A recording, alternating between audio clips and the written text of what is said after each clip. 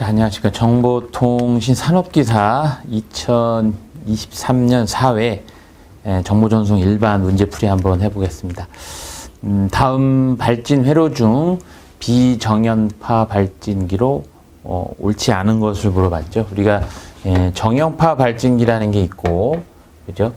정연파 발진기. 그래서 항상 이렇게 계속 주기적으로 나오는 이런 정연파 발진기가 있고, 비정연파 발진기, 주기성이 없이 이렇게 하나만 나오는 이런 걸 우리가 비정연파 발진기라고 하는데, 대표적인 게 멀티바이브레이터 같은 것들, 이런 멀티바이브레이터, 브로킹 발진기, 톱니파 발진기, 이런 게 대표적인 비정연파 발진기죠. 그 다음에 정연파 발진기 같은 경우는 뭐 RC 발진기라든가, 그 다음에 크리스탈, 크리스탈, 요렇게 생긴 이제 크리스탈 발진기, 이런 거를 우리가 정연파 발진기라고 얘기를 하죠. 그래서 답은 비정연파니까 이제 2번이 되겠네요. 2번 피어스 발진기는 이 크리스탈 발진기를 우리가 피어스 발진기라고 얘기하죠. 자, 요 문제도 아주 잘 나오는 문제니까 잘 보시면 좋겠고요. 자, 2번 다음 그림과 같은 RC 발진기, 이런 RC 발진기죠. 아까 얘기했던 이런 정연파 발진기를 만들어내는 발진 주파수가 얼마냐. 물론 이제 우리가 뭐 LC 발진기도 있고요, 그죠? 그다음에 RC 발진기도 있고, LC 발진기, RC 발진기, 그다음에 크리스탈 발진기, 이런 것들이 대표적인 정연파 발진기라고 했었죠. 여기서 얘기하는 이 RC 발진기의 주파수는 공식이죠. 2파이 루트 6 RC분의 1 이렇게 구하죠. 이런 것들은 꼭 좀 암기를 하셔야 되죠. 그래서 LC 발진기에서도 이제 다양한 형태의 이 공진 주파수 공식이 있듯이 RC 발진기도 이 공식에 의해서 이 발진 주파수를, 이 공진 주파수를 정하게 되죠. 여기 보면은 C의 크기가 다 동일하고 R의 크기가 다 동일하니까 일단 여기 하나만 가지고도 이 계산을 해볼 수가 있겠죠. 해볼까요? 그러면 2파이 루트 6에 R이 얼마예요? 10 곱하기 10의 3승 곱하기 여기 0.001이죠. 0.001이죠. 1 곱하기 10의 마이크로니까 마이너스 6승. 이렇게 그 분의 1 이렇게 되겠죠. 그러면 여기 이제 3승 빠지고 여기 1 빠지니까 뭐 대략 한 2파이 루트 6에 10의 5승, 10의 5승이니까 이제 위로 올리면 되겠죠. 10의 5승 이렇게 구하면은 아마 제가 아까 계산해 보니까 한 6.5kHz 정도 나오는 것 같아요.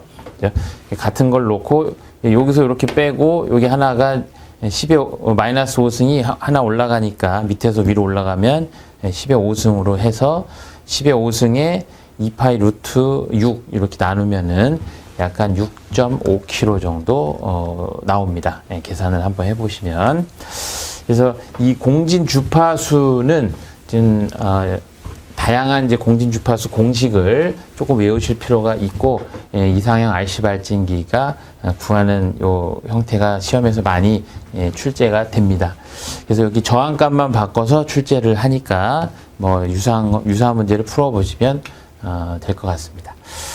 자, 다음 볼까요? 다음 보기의 시계를 설계하기 위해서 블록도를 에서 C를 나타내는 A에 해당하는 카운터. 여기가 초네요. 초는 이제 60초가 되겠죠. 60초. 여기 분도 이제 60분이 되는 거고, 여기 C는 12시, 12시가 되니까 카운터는 12진 카운터 정도 쓰면, 여기서 이 C를 물어본 거니까요. 그죠? 12진 카운터니까, C는 12진 카운터 정도가 있어야만 구현이 가능하겠죠. 그래서 답은 4번을 고르시면 되겠네요.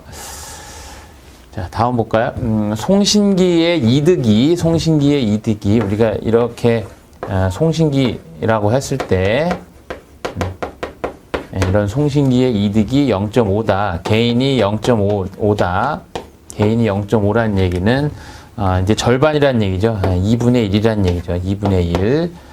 이때 이 이득값을 dB로 환산하면 얼마냐? dB니까 요 값을 10 로그 0.5 아니면은 2분의 1이니까 뭐 2분의 1, 10 로그 0.5 하면 마이너스 3dB가 나오겠죠. 마이너스 3dB. 그래서 이득이 절반이면 dB로 하면 마이너스 3dB 정도 된다. 이런 거는 좀 암기를 하시면은 훨씬 더 풀기가 쉬우시죠. 다시요.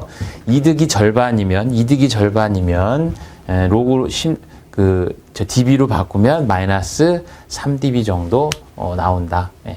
그렇게 좀 아예 뭐 계산기를 쓰시면은 뭐 금방 구할 수 있는 거고, 그런 거는 좀 암기를 하시면 훨씬 더 풀기 쉬우시죠. 자, 5번 볼까요? 연속하여 연결된, 그림을 한번 그려볼까요? 연속하여 연결된 두 개의 증폭기가 있는데, 종합 잡음지수가 10일 경우, 우리가 이제 토탈 NF가 이제 10이라는 거죠. 토탈 NF가 10일 경우, 첫 번째와 두 번째 잡음지수 F1과 F2, 그 다음에 이득, G1의 이득을 뭐 구하라 이렇게 돼 있네요. 그래서 얘 F1이 있고, 얘 F2가 있고, 여기도 G1이 있고, G2가 있죠. 그래서 우리가 이 토탈 종합 잡음지수를 구할 때 한번 공식을 먼저 써볼까요? F1 플러스 G1분의 F2 마이너스 1 이렇게 구하죠. 종합 잡음지수는. 왜냐면 여기서 들어온 건 여기서는 잡음이 되니까요. 그죠? 여기서 나온 게 여기서 잡음이 되니까. 그래서 이 초단의 잡음지수가 이 종합 잡음지수를 결정하는 가장 중요한 요인이라고 얘기를 했었죠. 그럼 여기서 주어진 거는 뭔가요? 종합 잡음지수 10을 주어졌네요. 그러니까 10은 F1 더하기 G1의 F2 마이너스 1 이렇게 구하니까 여기서 F1과 G1과 F2를 구하라고 돼 있네요. 그러면 하나씩 아까 해보니까 여기다 5를 집어넣고요. 그 다음에 G1을 2를 집어넣고 F2에다 12를 집어넣으면 그죠? 5 플러스 여기가 5가 되겠네요. 그죠?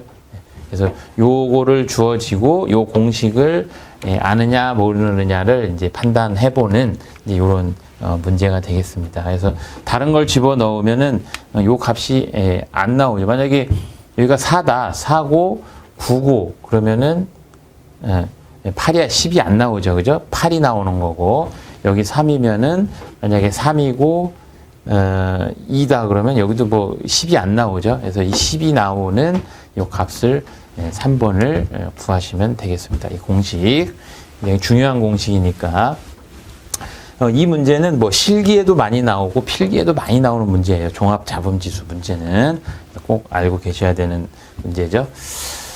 자, 6번 볼까요? 다음 중 통신망에서 동기식 전송 방식에 대한 특징에 관한 설명으로 옳지 않은 거. 우리가 동기식이 있고 이제 비동기식이 있고 두 가지가 있는데 이거의 가장 큰 차이점은 문자와 문자 사이에 시험에서 가장 많이 물어보는 게 휴지 시간이 존재하느냐, 휴지 시간이 존재하지 않느냐를 가장 많이 물어봅니다. 그러니까 비동기식 같은 경우는 뭔가 데이터와 그러니까 문자와 이런 문자를 전송할 때 여기에 아이들 타임이라고 하는 휴지 시간이 필요한 반면 동기식은 필요가 없죠. 그래서 여기서도 문자와 문자 사이에 휴지 시간이 있을 수 있다라는 거는 이제 비동기식에 해당하니까 답은 2번이 틀렸네요. 여기 휴지 시간이 없다. 맞죠? 블록 단위 이루어진다. 일단 전송 성능이 좋고 동기식이 조금 더 비동기식보다는 고속이고 좀 더 장점이 많죠. 자, 그래서 휴지 시간에 대한 아이들 타임에 대한 그런 거를 이제 굉장히 많이 물어보는 문제 중에 하나입니다. 자, 7번. OSI 데이터 링크 계층, 이게 데이터 링크 계층이 2계층이죠. 2계층 전송 메커니즘, 이더넷 프레임의 데이터 필드에 포함된 가변 길이 데이터의 최대값이 1500바이트인데 이거에 대한 최소 바이트를 물어봤네요. 우리가 데이터 링크 계층 프레임 구조를 이렇게 그려보면 앞에 프리앰블이 있죠. 프리앰블이 8바이트, 그다음에 소스 데이터가 6바이트, 목적지 어드레스, 소스 어드레스, 목적지 어드레스가 6바이트, 그다음에 컨트롤 제어가 2바이트, 그다음에 이 데이터 부분이 46바이트부터 1500바이트까지, 그다음에 최종에 여기 FCS가 4바이트 이렇게 구성되어 있죠. 이 그림은 아주 중요하니까 꼭 좀 암기를 하셔야 돼요. 그래서 여기서 물어본 것은 그러니까 이 부분이 데이터하고 데이터 플러스 패드 부분을 패드, 그러니까 패드라는 거는 이 길이를 늘렸다 줄였다 할 수 있는 그 부분을 우리가 패드라고 한다고 했었죠. 그래서 이 부분을 포함한 게 46에서 1500바이트니까 여기서는 최대값은 알려주고 최소를 물어봤으니까 답은 46바이트가 되겠네요. 46바이트. 요거는 꼭 알고 계셔야 돼요. 프리앰블, 소스, 그러니까 그 본인의 어드레스, 목적지 어드레스, 컨트롤, 데이터하고 패드 부분, FCS까지. 요거는 꼭 좀 암기를 좀 하셔야 됩니다. 자, 다음 8번. 다음 CDMA 특성 중 다른 다중 접속과 비교했을 때 옳지 않은 거. 그러니까 다른 다중 접속, 뭐 FDMA나 뭐 TDMA나, 그죠? 이런 것들이 대표적인 다중 접속 방식이죠. 그래서 CDMA하고 좀 다른 거. 그래서 주파수 옵셋과 페이지 노이즈에 좀 민감하다. 그래서 CDMA랑 그냥 CDMA가 영향이 없다는 게 아니고 이런 FDMA나 TDMA보다는 CDMA가 영향은 좀 덜 합니다. 그러니까 주파수 옵셋이나 이 페이지 노이즈는 이 FDMA는 굉장히 민감하고요. TDMA 같은 경우는 이 동기, 싱크 타이밍에 굉장히 민감하죠. 일단 답은 요 1번을 좀 선택을 하시면 되겠네요. 자, 가입자 수용 용량이 FDM 대비 굉장히 크다. 맞고요. 한 20배 정도. FDMA에 비해 넓은 주파수 대역이 필요하다. CDMA는 코드를 사용해서 대역폭을 확보를 해야 되기 때문에 FDMA 대비 대역폭은 좀 넓어야 되죠. 그 다음에 전력 제어와 동기화 기술이 무조건 필요하다. 굉장히 중요한 부분이죠. 왜냐하면 전력 제어와 동기화가 되지 않으면 CDMA는 용량이 확 줄어들기 때문에 굉장히 중요한 부분입니다. 자, 그래서 1번이 일단 틀린 걸로 선택을 하시면 되겠습니다. 자, 9번 볼까요? 자유 공간에서 단위 면적을 통과하는 전자파 에너지가 5 마이크로와트 퍼 메타 제곱인 경우 자유 공간의 전개 강도는 얼마냐? 우리가 이것도 참 이 포인팅 전력이라고 하죠. 포인팅 전력, 조인팅 전력 P는 전개 요 EH입니다. 이걸 다시 표현하면 120파이분의 2의 자승 이렇게 구분을 할 수 있죠. 우리가 포인팅 전력이라고 하는 것은 이렇게 했을 때 포인팅 전력은 다시 그려볼까요? 이 포인팅 전력이라고 하는 것은 일단 진행 방향에 전개와 전향 방향에 이렇게 전개와 이렇게 자개가 있을 때 어떤 공간을 지나가는 여기 단위가 메타 제곱이잖아요, 그죠? 이 메타 제곱을 지나가는 여기에서의 전력, 이걸 우리가 포인팅 전력이라고 합니다. 포인팅 전력. 근데 여기서 주어진 것은 보면은 전자파 에너지가 5 마이크로, 이 단위가 와트 퍼 단위 면적이니까 요 단위니까요. 그래서 에너지가 5 마이크로와트 퍼 단위 면적인 경우 자유 공간에서 이 전개 강도를 구하라고 했네요. 전개 강도. 요게 전개 강도죠. 전개 강도. 이걸 다시 써보면, 그죠? 5. 5죠. 5 곱하기 10의 마이너스 6승이죠. 6승은 120파이분의 2의 자승 이렇게 구할 수 있겠죠. 그래서 여기서 2의 자승을 구하라고 했으니까 여기다 어떻게 하면 될까요? 그냥 뭐 어렵지 않죠. 그래서 2는 그죠? 2는 루트를 씌워주면 되죠. 5 곱하기 10의 6승 곱하기 120 파이 얘를 이렇게 풀어주면 이제 답이 나오겠죠. 그래서 어쨌든 여기는 단위가 이제 미리볼트, 미리볼트 여기서 계산을 해보면 어느 정도 값이 나오겠죠. 아마 요걸 한번 계산을 한번 해보세요. 120파이면은 이게 366 정도 됩니다. 366이나 367 정도. 요걸 계산을 한번 해보시면 아마 답을 선택을 하실 수 있을 겁니다. 그러니까 우리가 포인팅 전력이라는 요 공식만 알면 뭐 어렵지 않게 풀 수 있는 거죠.